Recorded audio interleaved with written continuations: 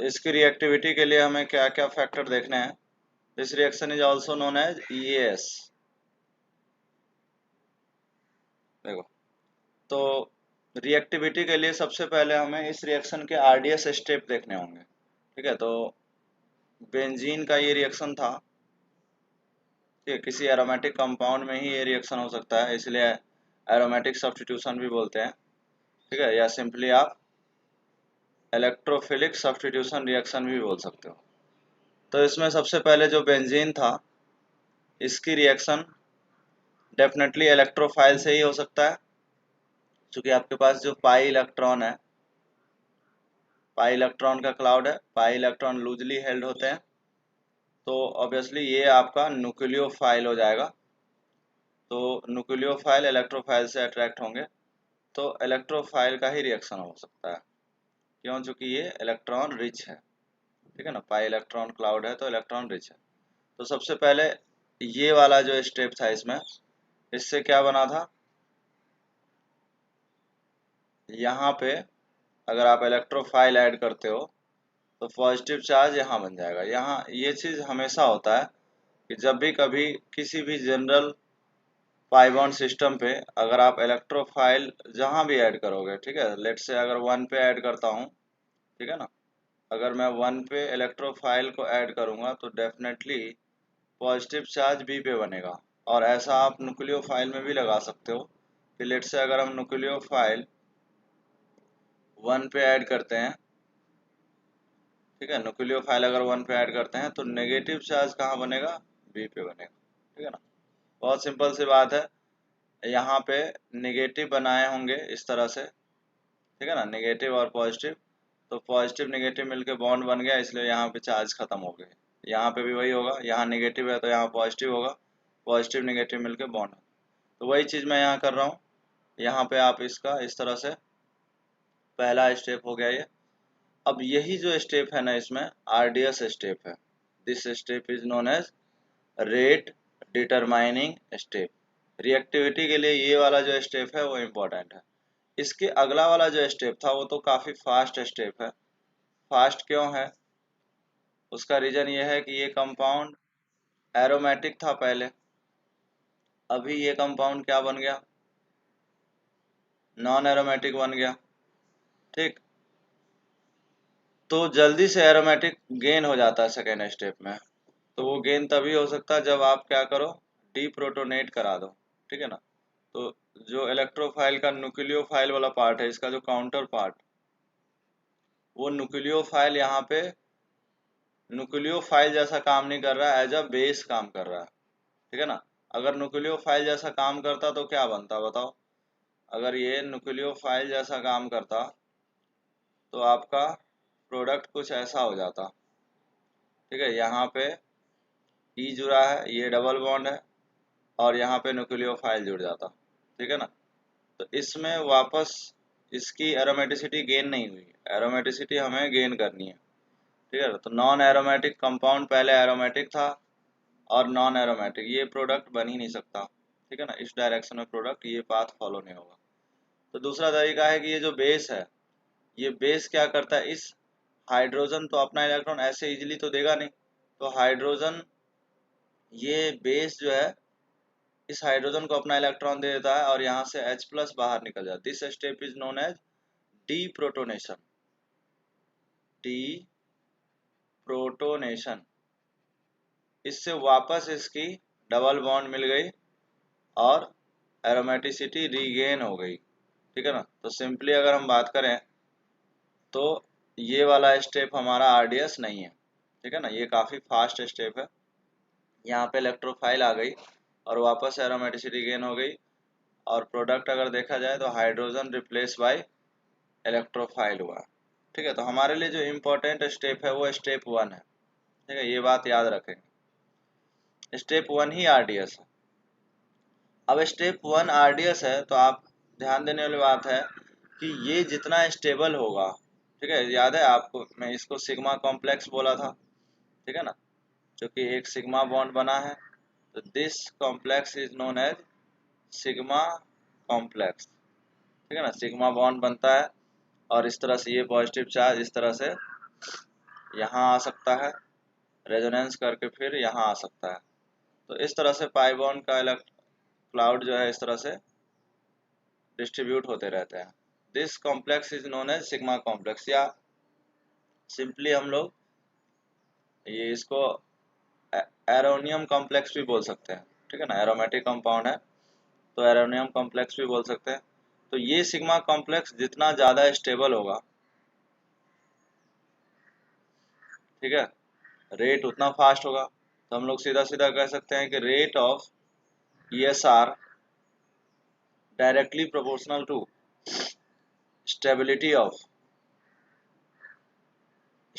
Of sigma complex, ठीक है ना। ये जितना ज़्यादा स्टेबल होगा हमारा रेट उतना ही फास्ट होगा, क्योंकि ये तो पता है कि ये वाला स्टेप RDS है हमारा, मतलब रेट इसी से डिटरमाइन होगा। अब इसमें अगर हमारे पास अलग अलग सबस्ट्रेट दिया गया है, ठीक है, तो उसमें हमें डिसाइड करना है कि किसका रेट फास्ट होगा। तो स्टेबिलिटी ऑफ सिग्मा कॉम्प्लेक्स की स्टेबिलिटी कैसे देखेंगे? देखो, दो तीन तरीके हैं इसके देखने के। अगर मैं कुछ मॉलिक्यूल दूं, सपोज बेंजीन दूं, दूसरा अगर हम लोग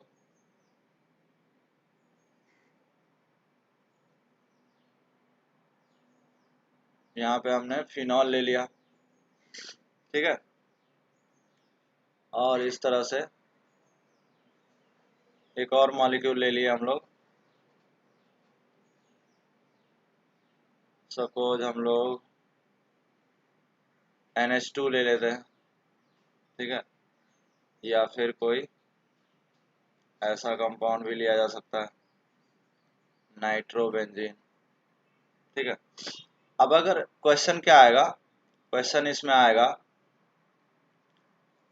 राइट रिएक्टिविटी या रेट टुवर्ड्स इलेक्ट्रोफाइल, ठीक है, ये क्वेश्चन आएगा। तो बताओ इसका रेट क्या होगा, क्या आप लोग बता सकते हो? A, B, C और D, इसमें रिएक्टिव सबसे ज्यादा कौन है? रेट के क्या ऑर्डर होने वाले हैं?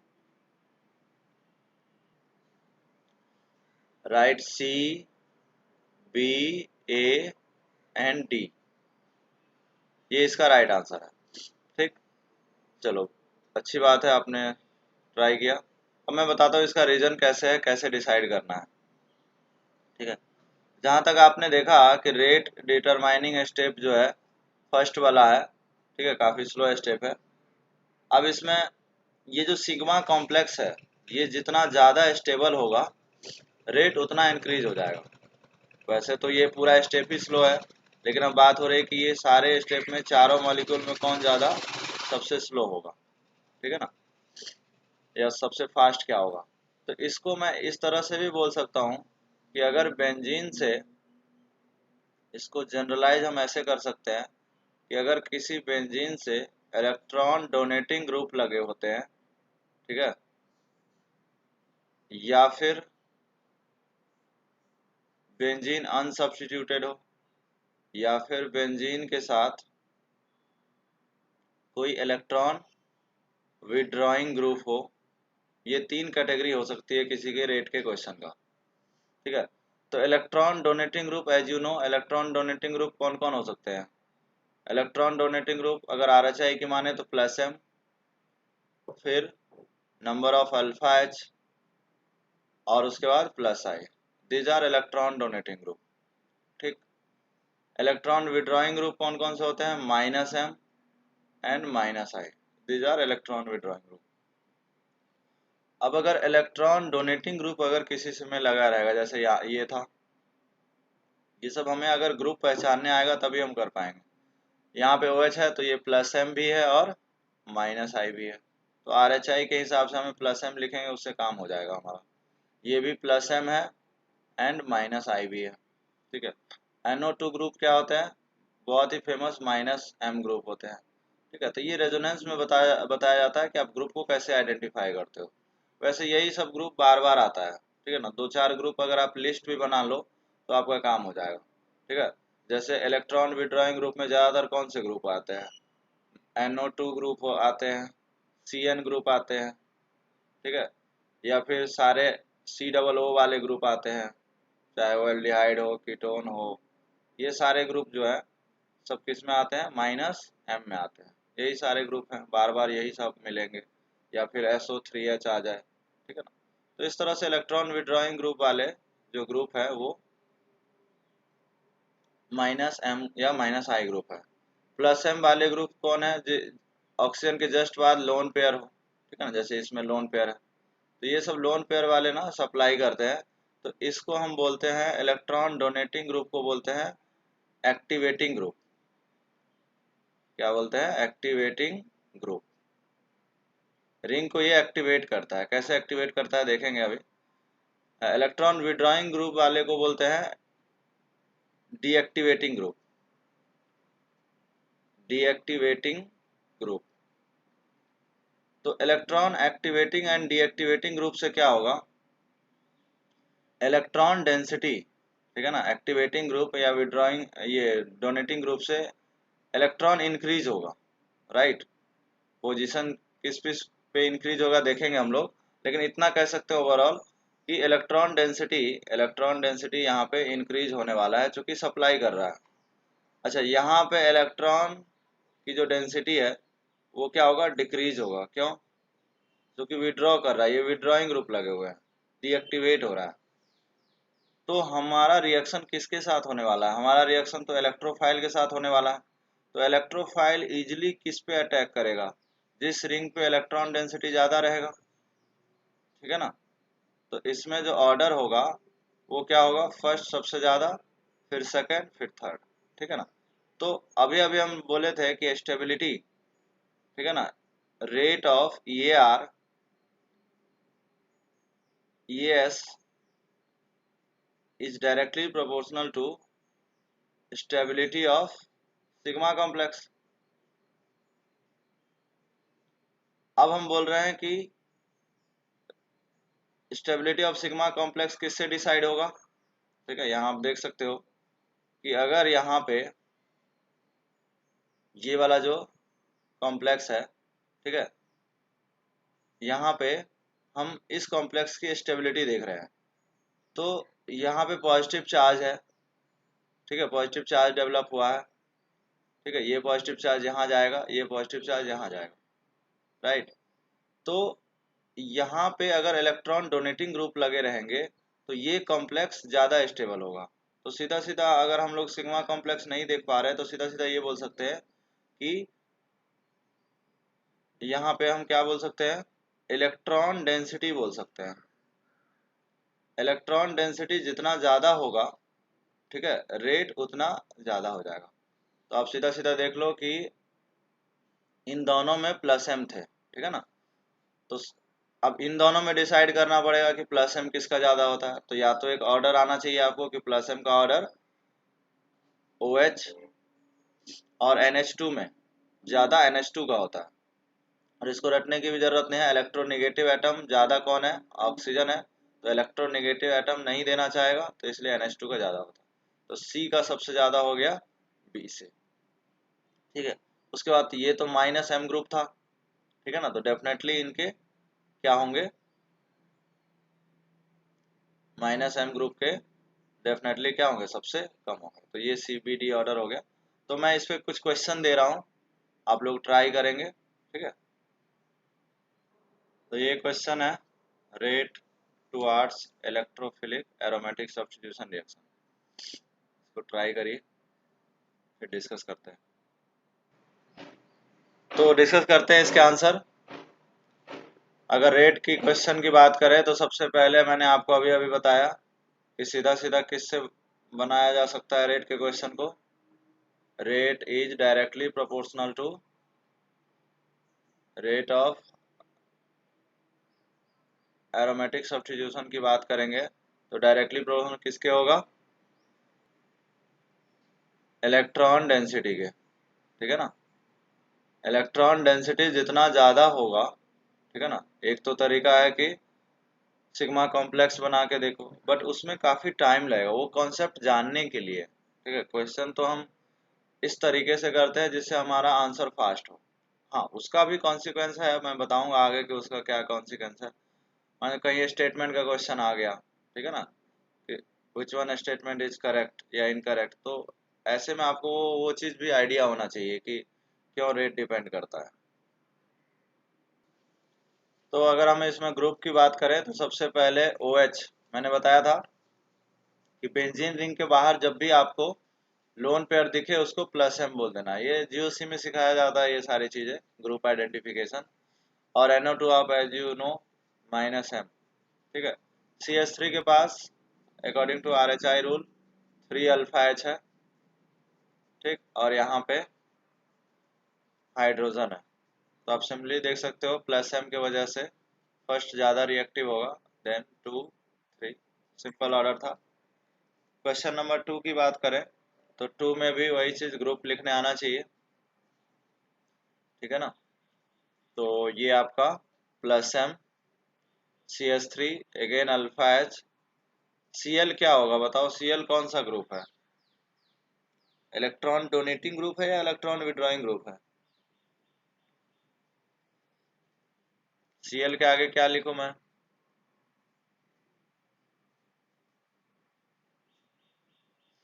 देखो Cl में ना थोड़ा सा Cl कॉन्ट्राडिक्टरी इसलिए हो जाता है क्योंकि Cl के पास लोन पेयर भी है इसके जैसा ही, तो उस समय ये प्लस एम भी है,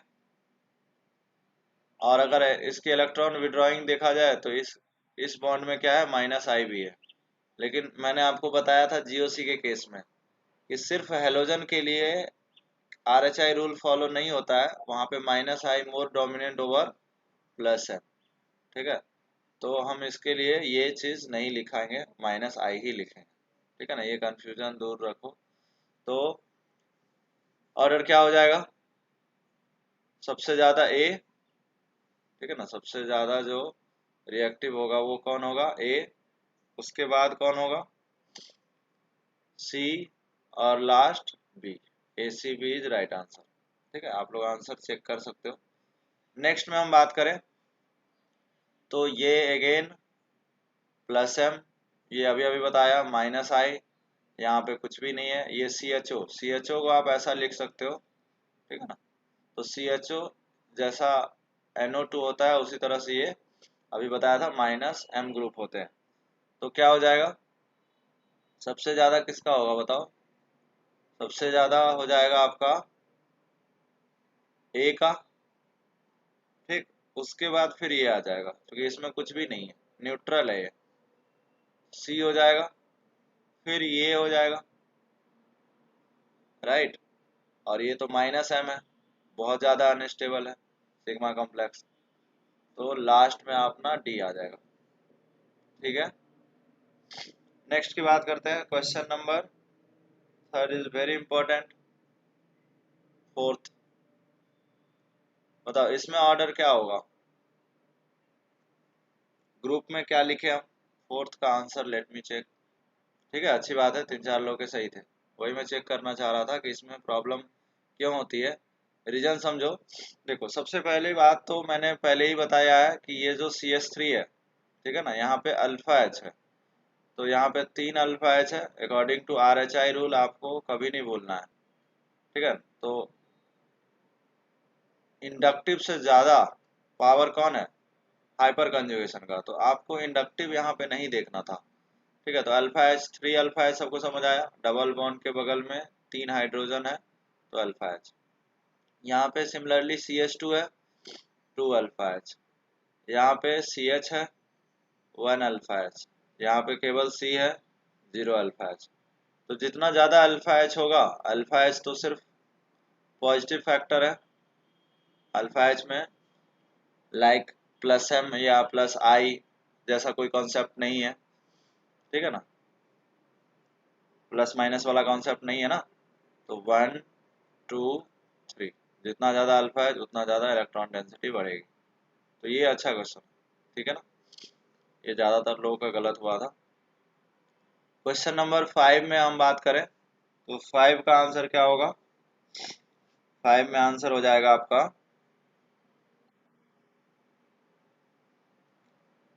1 यानी ए हो जाएगा, ए सबसे पहले, ठीक है। उसके बाद ये तो सिंपल है, इसी में लिख देता हूँ first, second, third and fourth, ठीक है। ए बी सी डी हो जाएगा। कोई डाउट इसमें? अगेन वही ग्रुप लिखने आना चाहिए, प्लस एम प्लस एम, ठीक। नेक्स्ट वाले में एक ही प्लस एम है, दूसरा क्या है 3 अल्फा एच है, कम हो गया थोड़ा सा, प्लस एम नहीं है। दूसरा प्लस एम है और साथ में माइनस आई है, और कम हो गया, 3 अल्फा एच भी नहीं है। इसमें प्लस एम के साथ माइनस एम लग गया, ठीक है। तो ग्रुप लिखोगे तो आप इजिली बता सकते हो, ठीक है। क्वेश्चन नंबर 6 का आंसर क्या होगा? 6 में आंसर हो जाएगा, ठीक है। क्वेश्चन नंबर 6 में क्या आंसर आएगा? B C and A, B C A, ठीक है। समझ गया नाइसा, तुम्हारा डाउट भी मैं समझ गया, ठीक है। देखो कृतिका, तुम्हारा डाउट ये है कि माइनस आई क्यों कंसीडर नहीं किए। देखो माइनस आई का तो क्वेश्चन अराइज ही नहीं होता है, क्यों? क्योंकि आरएचआई रूल क्या कहता है हमें? आरएचआई रूल ये कहता है कि हमारा प्लस एम, ठीक है ना, प्लस एम ज्यादा पावरफुल होता है इंडक्टिव से। सिर्फ इसके लिए ऐसा होता है, हेलोजन के लिए ये चीज है, और किसी के लिए नहीं है, ठीक है। तो माइनस आई लिखने की जरूरत ही नहीं है हमें। अब तुम्हारा नाइसा, तुम्हारा ये डाउट था कि यहाँ पे हम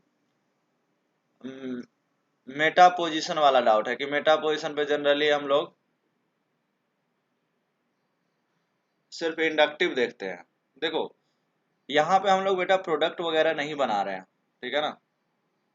वो चीज जो आप बोल रहे हो ना, वो प्रोडक्ट लिखने के लिए है, ठीक है। तो बिल्कुल भी कंफ्यूजन मत रखो कि इसमें मेटा पे है। देखो सिंपल सा लॉजिक क्या है, अभी आप प्रोडक्ट तो बना नहीं रहे हो, ठीक है। वो मेटा डायरेक्टिंग और ऑर्थो पैरा डायरेक्टिंग उस पर हम आने वाले हैं अभी, ठीक है।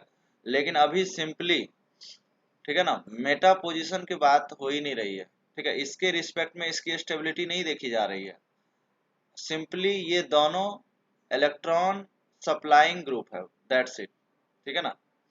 अब ऑल्दो इसके रिस्पेक्ट में ये मेटा है, ठीक है ना, लेकिन अभी प्रोडक्ट बनाने की बात ही नहीं चल रही है। अभी तो सिर्फ हमें इनसे मतलब है कि इसको, इस बेंजीन रिंग को कहीं से भी इलेक्ट्रॉन डोनेशन मिल जाए, हो सकता है सारे ग्रुप से मिल जाए, ठीक है ना। तो अभी ऑर्थो मेटा डायरेक्टिंग का कोई कॉन्सेप्ट नहीं है, ठीक है ना। इसलिए हम यहाँ पे इसके प्लस एम को ले रहे हैं, ठीक है। हमें सिर्फ अभी इसके डोनेशन से मतलब है, हमारे लिए पोजीशन बिल्कुल भी इम्पोर्टेंट नहीं है, ठीक है। पोजीशन हमारे लिए तब इम्पोर्टेंट होता है जब हम इसके रिस्पेक्ट में बात करेंगे, ठीक है। अगर ये 1 है और ये 3 है, तो 1 के रिस्पेक्ट में थर्ड मेटा पोजीशन है, या फिर थर्ड 1 के रिस्पेक्ट में मेटा पोजीशन है। समझ में आई? तो आप जो बोल रहे हो नाइसा, वो आपका प्रोडक्ट जो है, जब प्रोडक्ट लिखेंगे उस समय ये कॉन्सेप्ट लगता है, ठीक है ना। रेट में ये सब चीज को मैस मत करो, ठीक है। रेट में इनका इनसे कोई लेना देना नहीं है, ठीक है ना। मैं इसको एक्सप्लेन करके भी बाद में कहीं भी इलेक्ट्रोफाइल लगा के हम बताएंगे, ठीक है ना। क्लियर है डाउट आप दोनों का? ठीक है। मैं जब वो ऑर्थो मेटा डायरेक्टिंग बताऊंगा उस समय ये फिर से क्लियर होगा, डोंट वरी। क्वेश्चन नंबर 6 की बात करते हैं। तो क्वेश्चन नंबर 6 में B C A D, again वही चीजें हैं।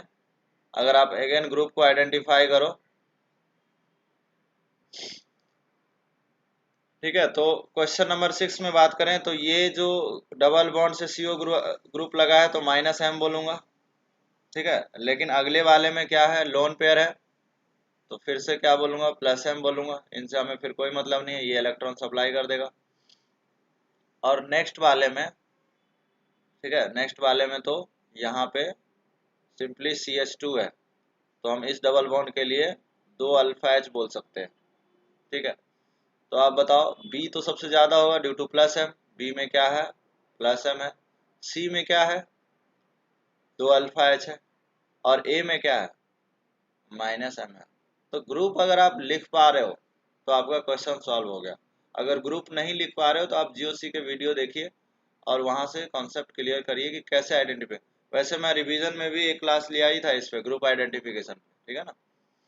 तो वही कॉन्सेप्ट है यहाँ पे। अगेन क्वेश्चन नंबर 7 भी वही है, डबल बॉन्ड के बगल में सीओ है, सीधा सीधा क्या, देखो वही चीज बार बार रिपीट हो रहा है, कोई नया ग्रुप नहीं आ रहा है।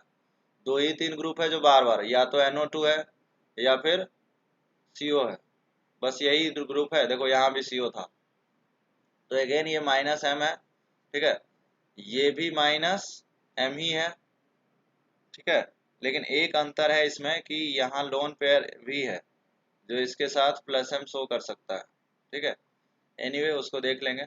हाँ लेकिन यहाँ पे तो डायरेक्ट प्लस M है इसका, ठीक है ना, लोन पेयर का प्लस M है, और इनका क्या है, ये माइनस I है, ठीक है, माइनस I है, चूंकि पोजीशन देख रहे हो कहाँ लगा हुआ है, तो ये रेजोनेंस नहीं है। तो बताओ 7 का अगर हम आंसर की बात करेंगे तो 7 का आंसर क्या हो जाएगा, सी सबसे ज्यादा हो जाएगा क्या, सी सबसे ज्यादा हो जाएगा, उसके बाद डी, ठीक है, और उसके बाद बी, और लास्ट में आएगा ए। सी बी ए डी, समझ आया। सी क्यों ज्यादा हुआ, क्योंकि माइनस M है। उसके बाद डी क्यों हुआ, डी में देखो ये जो ये दोनों तो कम होने वाले हैं क्योंकि माइनस M है, डी में तो माइनस M है ही नहीं, तो डी आ गया। अब इन दोनों में कैसे डिसाइड किए, ये अच्छा क्वेश्चन हो गया कि 1 2 में कैसे डिसाइड किए। तो बिल्कुल सिंपल, आप देखो यहाँ पे ऑक्सीजन होने से इसके प्लस M भी तो लग रहे हैं, इनके साथ प्लस M भी तो है, ठीक है ना। ऑक्सीजन का जो लोन पेयर है वो यहाँ नहीं है, यहाँ सिंपली क्या है, CH2 है, मतलब केवल इंडक्टिव है, और यहाँ पे प्लस M ग्रुप है, तो ऑब्वियसली बी का ज्यादा हो जाएगा, ठीक है ना। तो ये अच्छा क्वेश्चन था, बी का ज्यादा हो जाएगा। समझ आ रहा, इसका जो ऑक्सीजन का जो लोन पेयर है ये प्लस M शो कर सकता है इनके साथ। तो जितना CO पहले खींच रहा था, जितना विड्रॉइंग था, अब ये ऑक्सीजन की वजह से उतना इसके नेचर नहीं है, तो बी सबसे ज्यादा हो गया, मतलब बी ज्यादा हो गया ए से, ठीक है। तो ये अच्छा क्वेश्चन था। क्वेश्चन नंबर 8 भी उसी कॉन्सेप्ट पे है, डायरेक्ट मैं आंसर लिखता हूँ, अगर डाउट होगा तो पूछ लेना। इसमें सबसे ज्यादा हो जाएगा सी बी डी एंड ए, ठीक है। क्वेश्चन नंबर 8 में किसी को डाउट है, अगेन वही चीज है, ग्रुप लिखने आना चाहिए आपको, ठीक है ना। माइनस M, ये देखो डायरेक्ट लगा है लोन पेयर, तो इसको क्या बोलते हैं, प्लस M। ये भी प्लस M है, लेकिन साथ में ये माइनस I भी तो है, इसमें डायरेक्ट कुछ भी नहीं है, अल्फा H बोल सकते हो आप, दो अल्फा H यहाँ है, दो अल्फा H यहाँ है, बाद में माइनस I वगैरह है, तो इसीलिए सबसे ज्यादा कौन हो गया, जिसमें प्लस M है, ठीक है ना। तो प्लस M के साथ यहाँ पे इसका माइनस M भी है, तो ऑब्वियसली C का ज्यादा हो गया B से, यही वाला रीजन जो यहाँ था, ठीक है ना, ऊपर वाला ही रीजन है, तो C भी हो गया। और A का कम क्यों हुआ, A का कम क्यों हुआ, चूंकि माइनस M डायरेक्ट किसी में लगा था क्या, किसी में भी नहीं लगा था, यहाँ पे माइनस M है, ठीक है, तो इसलिए कम तो होना ही था D से। क्लियर है, कोई डाउट यहाँ तक। 8 वाला क्वेश्चन मैं फिर से रिपीट कर रहा हूँ, 8 वाले क्वेश्चन में ये वाला ग्रुप, ठीक है, ये वाला जो ग्रुप है वो क्या है, मैं हर जगह इसको माइनस M लिखवाऊँ अगर डबल बॉन्ड के बगल में है, ठीक है। तो ग्रुप आइडेंटिफिकेशन में प्रॉब्लम नहीं होना चाहिए, अगर ये आप लिख लिए माइनस M, तो क्या माइनस M से रेट डिक्रीज होता है, तो सबसे कम होगा। क्या माइनस M डायरेक्ट किसी में भी है, यस और नो, क्या माइनस M डायरेक्ट किसी में है, यहाँ पे देखो माइनस M कहाँ है, उससे पहले तो ये लोन पेयर डोनेट कर रहा है ना, तो प्लस M बोलेंगे ना इसमें। हाँ, इनसे इनसे कम होगा, क्यों, चूंकि यहाँ पे ये प्लस M है और ये माइनस M है, ठीक है। तो सबसे जो लीस्ट रिएक्टिव होगा वो A हो जाएगा। अब आते हैं बाकी पार्ट में, C ज्यादा क्यों हुआ, चूंकि C में प्लस M है और साथ में माइनस I है। अच्छा, 2 में भी प्लस M है, लेकिन साथ में तो CO ग्रुप भी है जो माइनस M है, ठीक है ना।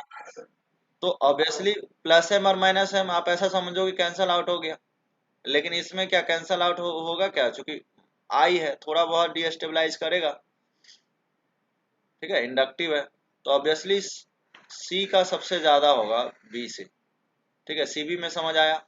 अच्छा डी में तो देखो डायरेक्टली कुछ भी नहीं है, ये सब क्या है माइनस आई है, ओनली माइनस आई, और डायरेक्टली क्या है अल्फा एच, ठीक है, तो डी में प्लस फैक्टर है, अल्फा एच को प्लस एच बोलते हैं। ये दोनों में क्या है, इसमें मैं बोलूंगा सी में डायरेक्ट क्या है प्लस एम है, और बी में साथ में माइनस एम भी है। क्लियर है आप, कोई डाउट? हाँ, क्वेश्चन नंबर 9 जो है बहुत इंपॉर्टेंट इसलिए हो जाता है क्योंकि इनका रेट जो है ना इक्वल होते हैं। क्वेश्चन नंबर 10 में भी रेट इक्वल होते हैं। क्वेश्चन नंबर 9 और 10 वेरी इंपॉर्टेंट क्वेश्चन, इसमें आपका रेट बराबर हो जाता है। ये रेट बराबर क्यों होता है, रीजन क्या है, मैं फिर से वही सिग्मा कॉम्प्लेक्स पे जाऊंगा, और अभी आपको मैंने बताया था रेट डिटरमाइनिंग स्टेप में अगर कोई इलेक्ट्रोफाइल आता है, ठीक है ना, तो आपको याद होगा सिग्मा कॉम्प्लेक्स क्या बनाता है, यहाँ पे इलेक्ट्रोफाइल आ जाता है और ये पॉजिटिव चार्ज आ जाता है, राइट, और यही वाला स्टेप हमारा आरडीएस है। अब आपके क्वेश्चन में एक तो ये लिया गया है, क्वेश्चन नंबर हम बात करेंगे कौन सा है, 9 है या 10 है, 9 है, ठीक है, तो 9 के ए में ये है, बी में क्या है जरा देखो, बी में वहां पे डी लिया गया है, मतलब यहाँ पे हाइड्रोजन था तो वहां पे क्या लिया गया है डी लिया गया है, मतलब ऑब्वियसली हाइड्रोजन यहाँ होगा, ठीक है ना, यहाँ पे हाइड्रोजन तो होगा ही। सिमिलरली यहाँ पे कोई इलेक्ट्रोफाइल आएगा, यही वाला स्टेप आरडीएस है, मैं बता चुका हूँ, तो इनके क्या सिग्मा कॉम्प्लेक्स बनेंगे जरा ये देखिए आप, क्या यहाँ पे इलेक्ट्रोफाइल आएगा, यहाँ पॉजिटिव चार्ज आएगा और ये double bond as it is रहेगा। अच्छा एक चीज और है, यहाँ पे डी भी तो है, ठीक है ना, इतना ही अंतर होगा इन दोनों में, और सी में बहुत ज्यादा सारे डी लगा देंगे, ठीक है ना, इस तरह से हर जगह डी होगा, ठीक है ना, इस तरह से सारे जगह डी होगा, उससे इसका भी ऐसा ही कुछ हो जाएगा। अब ध्यान देना 1-2 में थोड़ा कंपैरिजन करो, ठीक है, आप बताओ ये आरडीएस स्टेप में डी का कोई रोल है क्या, यहाँ पे डी का रोल कब है या एच का रोल कब है फास्ट वाले स्टेप में,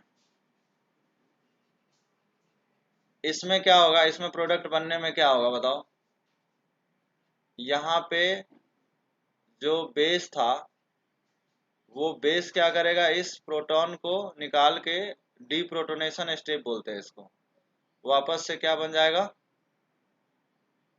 डबल बॉन्ड बन जाएगा। इसमें क्या होगा बताओ, फास्ट वाले स्टेप में कौन निकलेगा, हाइड्रोजन नहीं है इस बार, कौन निकलेगा डी निकलेगा, ठीक है, तो डी डी प्रोटोनेशन बोल सकते हैं इस स्टेप को, डी डी प्रोटोनेशन हो गया। तो यहाँ पे जैसे यहाँ पे H प्लस निकल रहा था, यहाँ पे कौन निकलेगा डी प्लस निकलेगा, और प्रोडक्ट क्या बन जाएगा आपको ई, वापस से डबल बॉन्ड रीगेन हो गया और ये बन गया। अब मुझे बताओ ये जो H प्लस है या जो डी प्लस है या इसमें जो डी प्लस निकलेगा, ये सब किस स्टेप में इन्वॉल्व है, फास्ट स्टेप में इन्वॉल्व है, इस स्टेप में कोई रोल ही नहीं है, जो भी होगा वहां आ जाएगा, ठीक है ना, यहाँ पे जितने भी डी होंगे सब एज इट इज रहेगा, उसका रिमूवल, ठीक है, फास्ट स्टेप में है। आरडीएस स्टेप में डी हो या एच हो या टी हो, ठीक है ना, अगर यहाँ पे टी भी ले लूं मैं तो कोई फर्क नहीं पड़ने वाला है, ठीक है ना, क्योंकि इस सिग्मा कॉम्प्लेक्स में, ठीक है ना, एच रहेगा या डी रहेगा, कोई ज्यादा स्टेबल तो हो नहीं रहा है, कोई बहुत बड़ा फैक्टर तो स्टेबिलिटी का है नहीं, तो due to RDS step there is no involvement of hydrogen and deuterium and tritium anything, इसीलिए इनके रेट हमेशा क्या होते हैं बराबर होते हैं। लेकिन इसमें एक इम्पॉर्टेंट चीज ये है, अच्छा जैसे क्वेश्चन नंबर 10 में क्यों बराबर हो गया, 10 में बराबर इसलिए हुआ क्योंकि मैंने ग्रुप तो सेम रखा है ना, ठीक है, आप देख सकते हो ग्रुप क्या है, तीनों ही ग्रुप सेम है, ठीक है ना, CS3 CS3 CS3, तो सब में इलेक्ट्रॉन डोनेशन सेम है, सिर्फ चेंज क्या कर रहा हूँ, इसके हाइड्रोजन को चेंज कर रहा हूँ, तो इसके हाइड्रोजन के चेंज होने से देखिए आप कोई फर्क नहीं पड़ता है रेट में, तो इसलिए क्वेश्चन नंबर 9 10 क्या हो गया, इक्वल हो गया, ठीक है, कोई डाउट यहाँ तक, क्वेश्चन नंबर 9 10 सबको समझ आया, बहुत इंपॉर्टेंट क्वेश्चन है, ये पूछता है,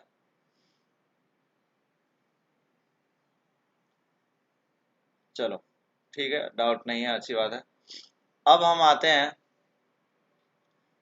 अच्छा ये जो रेट का क्वेश्चन है, इसमें आपके पास जो जनरल रिएक्शन था इलेक्ट्रोफिलिक एरोमेटिक सब्स्टिट्यूशन का, उसमें पहला रिएक्शन हमने आपको बताया था लास्ट क्लास में, हेलोजिनेशन, ठीक है, हेलोजिनेशन, दूसरा रिएक्शन बताया था मैंने नाइट्रेशन, थर्ड रिएक्शन बताया था सल्फोनेशन, ठीक है, और फोर्थ बताया था फ्रेडल क्राफ्ट एल्काइलेशन, ठीक है, और फिफ्थ भी था फ्रेडल क्राफ्ट असाइलेशन, ये 5 रिएक्शन था। अब इसमें देखो ये मैं क्यों बताने जा रहा हूँ, इसका वजह ये है कि ये जो फेनोमेना मैंने बताया, इन सब के लिए ये सल्फोनेशन के लिए वैलिड नहीं है। आपको याद हो तो सल्फोनेशन रिएक्शन में एक स्पेशल बात थी, याद है आपको, कि सल्फोनेशन रिएक्शन बाकियों से क्यों अलग है, इसका मतलब ये जो भी मैंने बताया वो किन के लिए बताया, हेलोजनेशन के लिए बताया, नाइट्रेशन के लिए बताया, फ्रेडल क्राफ्ट के लिए बताया, लेकिन सल्फोनेशन में ये चीज वैलिड नहीं होगा। मतलब जनरल इलेक्ट्रोफिलिक एरोमेटिक सब्स्टिट्यूशन या ESR जो रिएक्शन होती है वो हेलोजिनेशन के लिए होती है, मतलब यहाँ पे जो रेट पूछा है ऑब्वियसली वो सल्फोनेशन के लिए नहीं पूछा है, ठीक है ना, यहाँ पे वो सल्फोनेशन के लिए अलग से मेंशन करता, अगर किसी को सल्फोनेशन, ठीक है, एग्जामिनर को अगर सल्फोनेशन का रेट चाहिए तो यहाँ पे मेंशन करेगा कि भैया सल्फोनेशन का रेट बताओ, मतलब अगर वो जनरल इलेक्ट्रोफाइल की बात कर रहा है तो ऑब्वियसली हमारा कौन सा रिएक्शन हो रहा है, फर्स्ट हो रहा है, सेकंड हो रहा है, फोर्थ हो रहा है, फिफ्थ हो रहा है। अब क्वेश्चन अराइज होता है कि ये सल्फोनेशन में ऐसा क्या खास बात है, तो आपको मैंने लास्ट क्लास में बताई थी ये चीज कि सल्फोनेशन एक स्पेशल रिएक्शन है। सल्फोनेशन रिएक्शन में याद हो तो आपको मैंने एक चीज बताई थी, और वो बताई थी क्या, कि सल्फोनेशन रिएक्शन रिवर्सिबल रिएक्शन होता है, यही बात इसको यहाँ से अलग कर दिया। रिवर्सिबल रिएक्शन था, मतलब थोड़ा सा मैं आपको याद दिलाता हूँ कि बेंजीन में अगर हम लोग कॉन्क H2SO4 लेते हैं तो ये रिएक्शन वापस इस तरह से बना सकता हूँ कि फॉरवर्ड जाती है और बैकवर्ड भी जा सकती है, रिवर्सिबल रिएक्शन है, ये रिवर्सिबल का साइन है।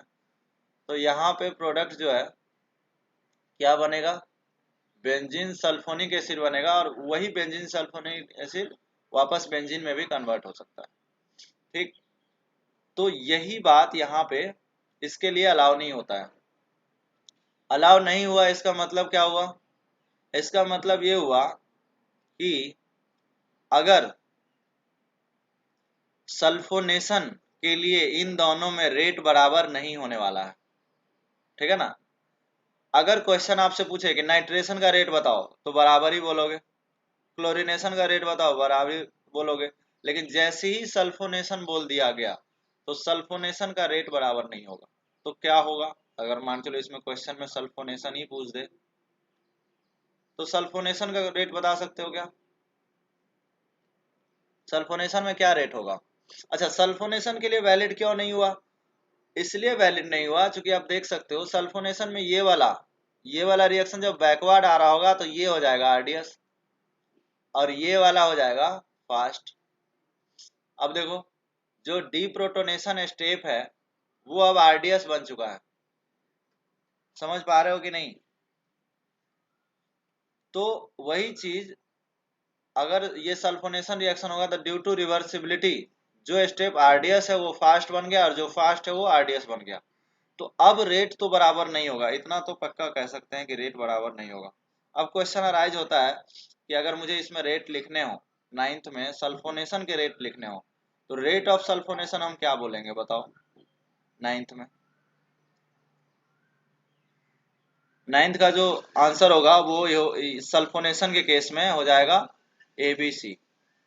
ठीक है, ABC कैसे हुआ अभी पता चलेगा, उससे पहले हम लोग ये डिस्कस कर लेते हैं क्वेश्चन नंबर 11। ठीक है, मैं बताऊंगा अभी इसको फिर से। इसके लिए मैं एक और क्वेश्चन देने जा रहा हूं। इस क्वेश्चन में जरा मुझे रेट ऑफ सल्फोनेशन बताओ। Rate of sulphonation, rate of sulphonation इसमें क्या होगा, तब आपको नाइन्थ का आंसर आ जाएगा। देखो रेट ऑफ सल्फोनेशन में अब ये डिपेंड करेगा, ठीक है ना, अब डिपेंड करने वाला है क्योंकि आपको पता है ये रिवर्सिबल रिएक्शन है। तो इसका आंसर है रेट ऑफ सल्फोनेशन का ABC। रीजन क्या है, अब हाइड्रोजन जो है, आपको याद है डीप्रोटोनेशन, ये वाला स्टेप में ये बॉन्ड इजिली टूटेगा या ये बॉन्ड इजिली टूटेगा? क्योंकि अब आपको पता है कि ये आरडीएस बन चुका है। तो आप मुझे बताओ कि कौन सा बॉन्ड इजिली टूट सकता है, स्ट्रॉन्ग बॉन्ड कौन सा है, CH बॉन्ड है या CD बॉन्ड है? CD बॉन्ड स्ट्रॉन्ग बॉन्ड है, ठीक है, और CH बॉन्ड वीक बॉन्ड है। तो वीक बॉन्ड पहले टूटेगा या स्ट्रॉन्ग बॉन्ड पहले टूटेगा?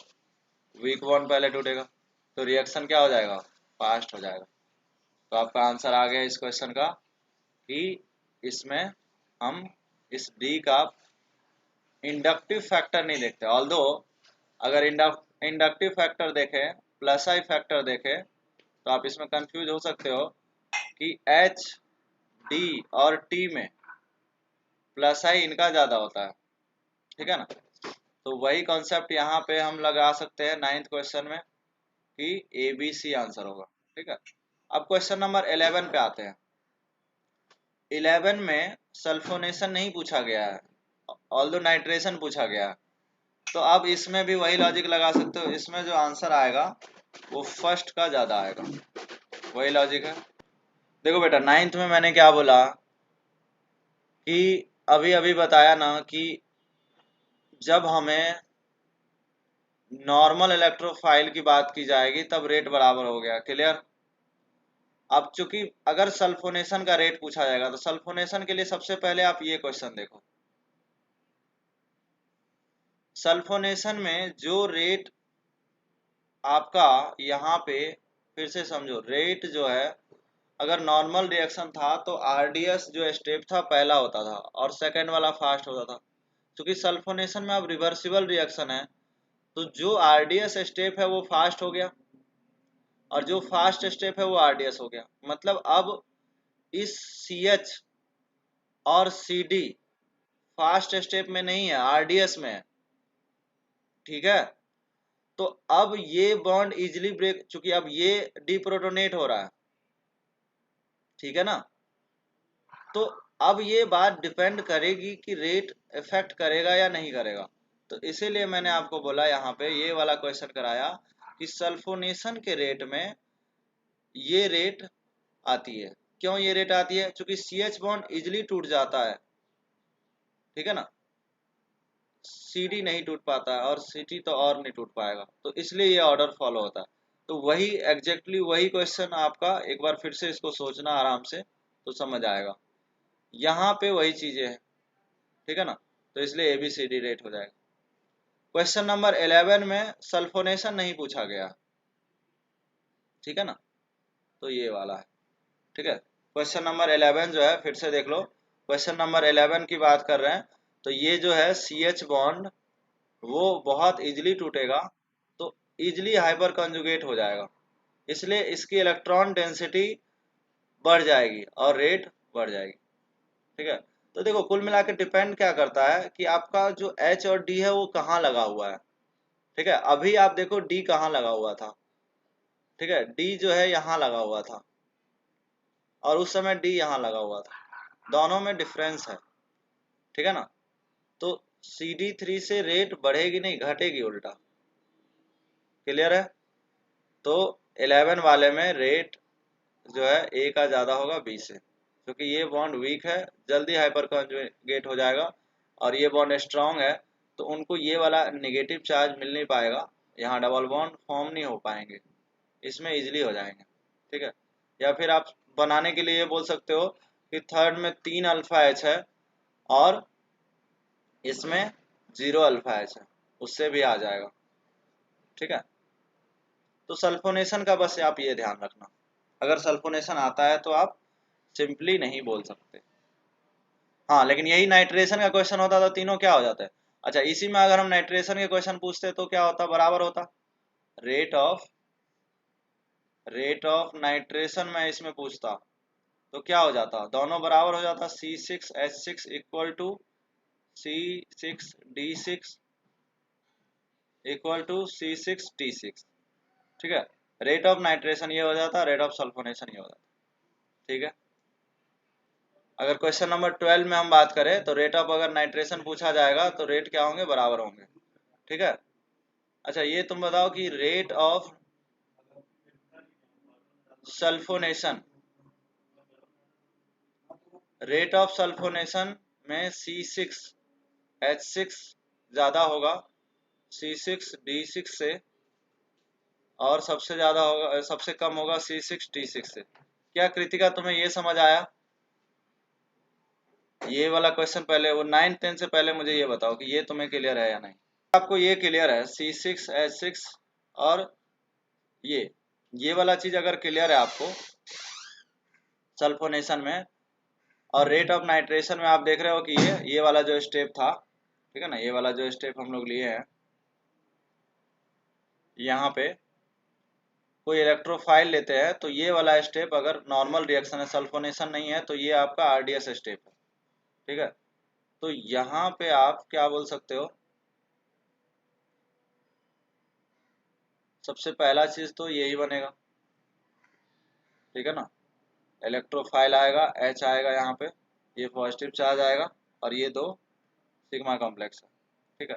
अब यहाँ पे H हो या D हो या T हो, वो आ जाएगा यहाँ पे,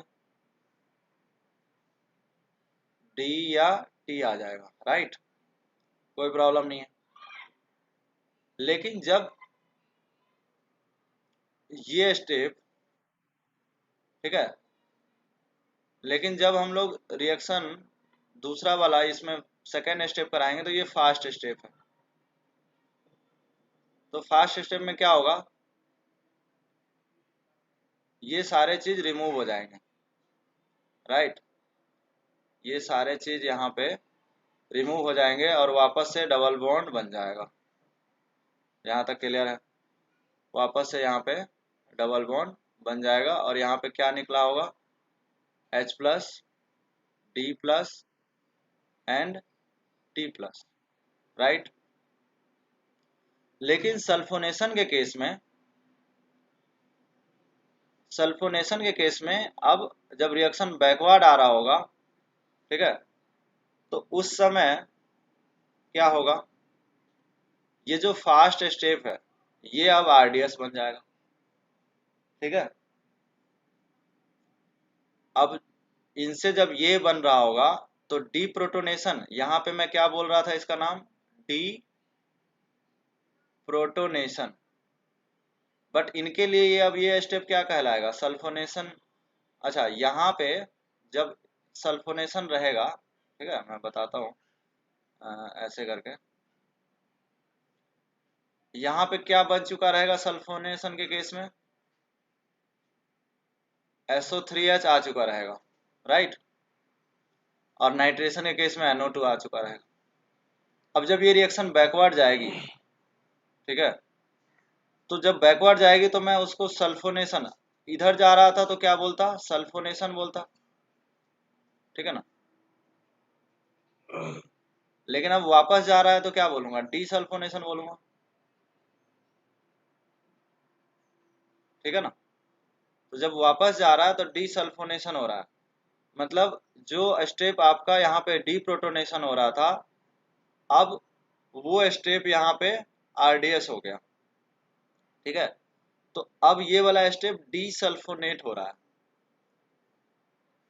राइट। तो जब ये स्टेप डीसल्फोनेट हो रहा है तो इस समय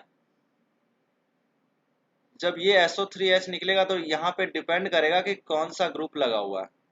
ठीक है ना, यहाँ पे अगर H है या D है या T है, जो भी कुछ रहेंगे यहाँ पे, वो डिपेंड करेगा इसके स्टेबिलिटी पे। ठीक है, तो उसी के लिए सल्फोनेशन के केस में मैंने क्या बोला कि जो ये H होता है, ठीक है ना, जब सारे ही H होंगे, जब सारे ही H होंगे तो रेट क्या हो जाता है, ज्यादा हो जाता है। ठीक है, सारे H होंगे तो ये बॉन्ड इजिली टूट जाएगा, या फिर आप ऐसा समझो कि ये अगर इजिली टूट जाएगा तो इजिली यहाँ पे हम क्या रिप्लेस कर सकते हैं, SO3H रिप्लेस कर सकते हैं। ठीक, लेकिन अगर D होगा, ठीक है, अगर D होगा तो क्या मैं इसको इजिली सब्स्टिट्यूट कर सकता हूं, तो इस केस में रेट स्लो हो जाता है। बस इतना सा ही है। ठीक है ना, बस इतना सा ही है इसमें। अगर आपको ये क्वेश्चन समझ आ गया तो वैसे सल्फोनेशन पूछा नहीं जाता है ना, अगर पूछा गया भी तो आपको आइडिया रहना चाहिए कि नाइट्रेशन जैसा नहीं होता, नाइट्रेशन में इक्वल हो जाता है और सल्फोनेशन में हाइड्रोजन का ज्यादा होता है ड्यूटेरियम से। अब अगर क्वेश्चन 9th में भी अगर सपोज पूछ दिया जाए, वैसे पूछा नहीं है लेकिन अगर पूछ दिया जाए, ठीक, अगर पूछ दिया जाए तो आप देख रहे हो डी के रहने से रेट तो डिक्रीज होता है ना। अगर पूछ भी दिया जाए इसमें तो डी के रहने से रेट डिक्रीज हो रहा है, बस कम हो गया, सिंपल। क्योंकि यहाँ पे तो आप किसी भी सल्फोनेट करा ही नहीं पाओगे। इस बार समझ आया कि नहीं, इसमें SO3H को हम रिप्लेस कर पाऊंगा क्या, बताओ भाई, सिंपल सा लॉजिक है। अगर हमारे पास यहाँ पे हाइड्रोजन है तो मैं सल्फोनेशन करा सकता हूँ कि नहीं करा सकता हूँ, बताओ, SO3H आ जाएगा। अब अगर सारे डी होंगे तो क्या मैं डी बॉन्ड को इजीली ब्रेक कर सकता हूँ, बोलो। अगर यहाँ पे SO3H कहाँ लाऊंगा, बताओ, कोई कोई भी पोजीशन खाली है क्या, ये बॉन्ड तो स्ट्रांग है ना, ये निकल नहीं रहा है। ठीक है, आप देखो ध्यान से, निकलता तब है ना जब फॉरवर्ड जा रहा था, डीप्रोटोनेशन तब हो रहा था जब ये फॉरवर्ड जा रहा था, बैकवर्ड में तो ऐड होगा ना, समझ पा रहे हो। तो बैकवर्ड रिएक्शन में अगर यहाँ पे पहले से, ऐसा सोचो कि पहले से यहाँ पे डी है अगर, तो जब हम यहाँ पे निकालने जाएंगे, डी सल्फोनेट कराने जाएंगे तो सल्फोनिक एसिड बाहर हो जाएगा। ठीक है ना, तो वापस से हम HDT के जगह कोई सल्फोनिक एसिड नहीं ला सकते। ठीक है, तो आप इस तरह से सोच सकते हो कि SO3H हम इसमें नहीं ला सकते, नो रिएक्शन। तो इसीलिए 9th का रेट क्या हो गया, कम हो गया। समझ है, इसमें ऐसा कोई प्रॉब्लम नहीं है 9th वाले केस। ठीक है, समझ आया।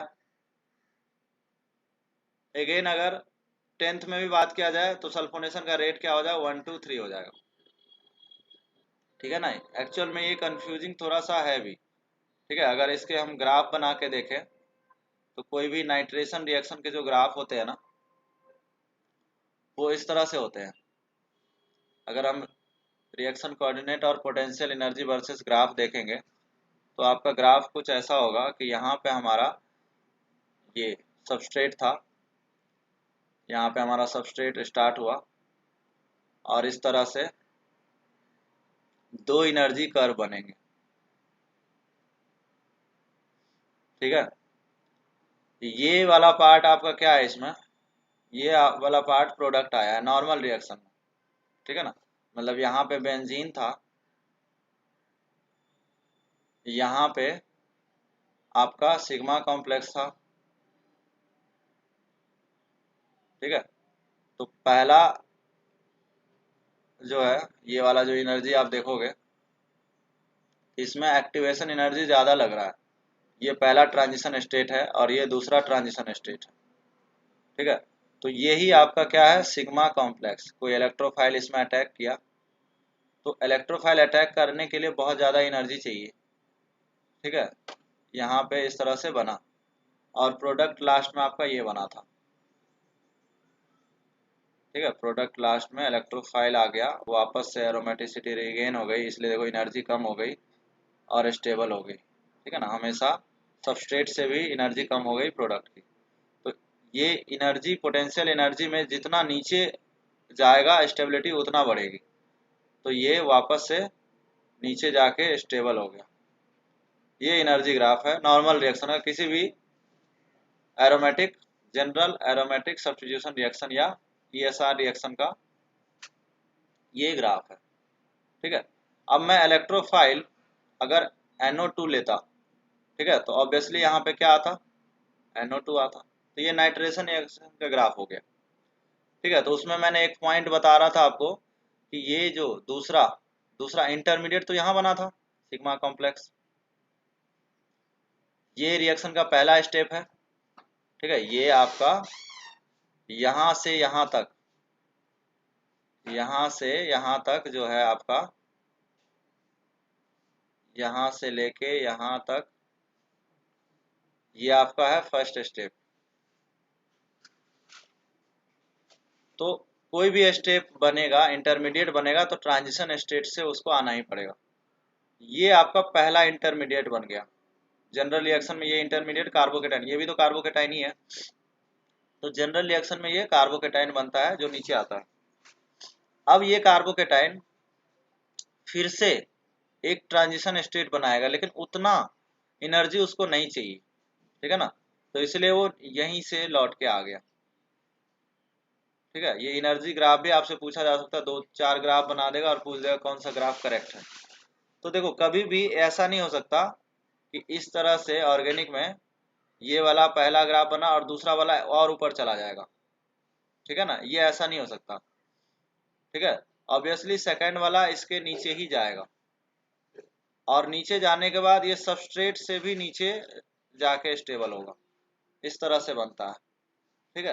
तो वही मैं समझाना चाह रहा हूँ कि अगर प्रोडक्ट बनेगा तो दूसरा ट्रांजिशन स्टेट से गुजरना पड़ेगा। तो कई बार क्वेश्चन ये भी पूछ देता है कि नंबर ऑफ इंटरमीडिएट, ठीक है ना, किसी में मान के चलो दो दो इंटरमीडिएट बन रहे हैं। ऐसा हो सकता है कि कोई कार्बोकेटाइन बना और वो रीअरेंज हुआ। ठीक है ना, तो कार्बोकेटाइन जब रीअरेंज होता है तो और ज़्यादा स्टेबल होता है, लेस स्टेबल से मोस्ट में पहुंचता है। तो जब ऐसा होगा तो ये इंटरमीडिएट फिर से इंटरमीडिएट बनाएगा। ठीक है ना, तो मान चलो सपोज ये इंटरमीडिएट 1 हो गया, ये इंटरमीडिएट 2 हो गया, तो यहाँ पे प्रोडक्ट बनाने के लिए उसको यहाँ पे जाना पड़ेगा।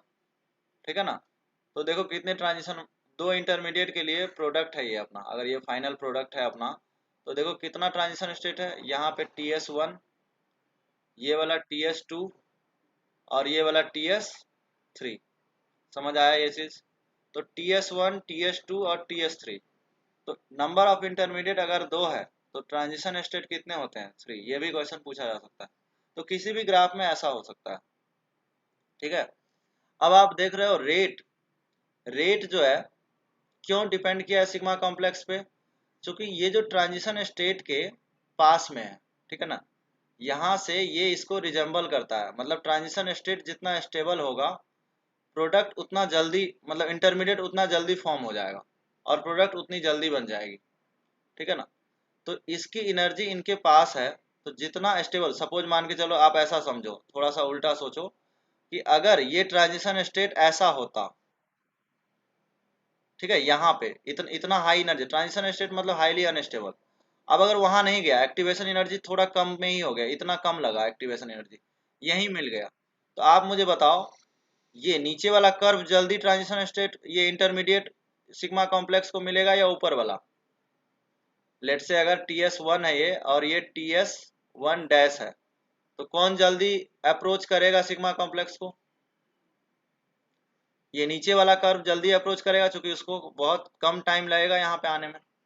तो इसीलिए मैंने बोला था कि rate directly proportional to transition. ये हैमन पोस्टुलेट है, वो यही बोलता है कि ट्रांजिशन स्टेट जितना जल्दी, जितना रिजेंबल करेगा इंटरमीडिएट को, रेट उतना फास्ट हो जाएगा। अब मैं इतना सारा क्यों बता रहा हूँ, इसका रीजन ये है कि अगर यही रिएक्शन सल्फोनेशन के लिए होगा, ठीक है ना, तो अब ये वाला जो कर्व है अब उल्टा जाएगा। ठीक है, अब ये हो गया आपका सबस्ट्रेट हो गया, ये हो गया सिग्मा कॉम्प्लेक्स, और ये वाला जो है, ठीक है, ये वाला प्रोडक्ट बन गया। ठीक है, तो सब कुछ उल्टा हो गया।